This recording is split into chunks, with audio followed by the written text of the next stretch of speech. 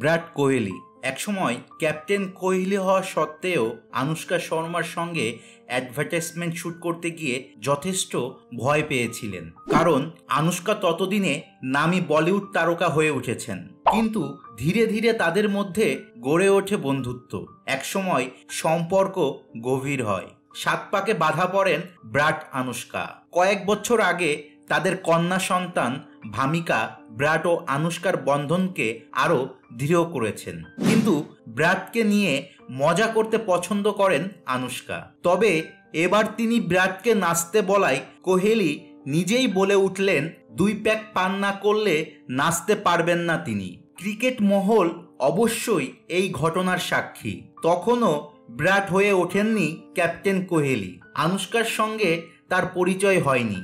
সে সময় প্রায়ই বিভিন্ন নায়িকাকে পছন্দ হয়ে যেত বিরাটের।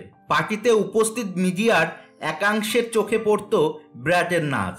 খারাপ নাচতেন না বিরাট, তিনি মাতিয়ে রাখতেন পার্টি। বিরাট পুরো ফ্লোর একাই মাতিয়ে দিতে পারতেন। বিরাট আনুশকা একটি ইভেন্টের রেড কার্পেটে ক্যামেরাবন্দি হন। একে অপরের হাত ধরেছিলেন তারা। বিরাট ও আনুশকাকে জিজ্ঞাসা করা হয়েছিল নাচে কে সবচেয়ে বেশি পারদর্শী। আনুশকা এতটুকু সময় না নিয়ে বিরাটকে দেখিয়ে দিয়েছিলেন। কিন্তু বিরাট মজা করে বলেন, 2 প্যাক চুল্লু পান করার পর তিনি আর দেখেনই না ফ্লোরে কে আছেন আর কে নেই। একাই তিনি ফ্লোরের দখল নিয়ে নেন। তবে সেসব অনেক আগের কথা। কোহলি তখন ফিটনেস নিয়ে এতটা সিরিয়াস ছিলেন না। আনুশকা এটাও বলে দেন, এখন 1 ফোঁটা চুল্লুও ছুঁয়ে দেখেন না বিরাট কোহলি। এখন তিনি এমনিতেই নাচেন, তার জন্য আর এটা পান করতে হয় না তাকে।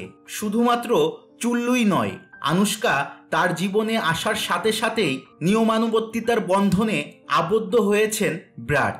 ছেড়ে দিয়েছেন বাটার নান ও অন্যান্য মশলাদার পাঞ্জাবি খাবার। নিয়মিত ওয়ার্কআউট করতেও ভোলেন না তিনি।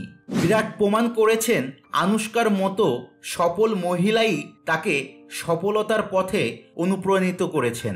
তো বন্ধুরা, কার কার বিরাট কোহলির খেলা আর বিরাট কোহলিকে ভালো লাগে নিচের কমেন্ট বক্সে অবশ্যই কিন্তু জানিয়ে যাবেন।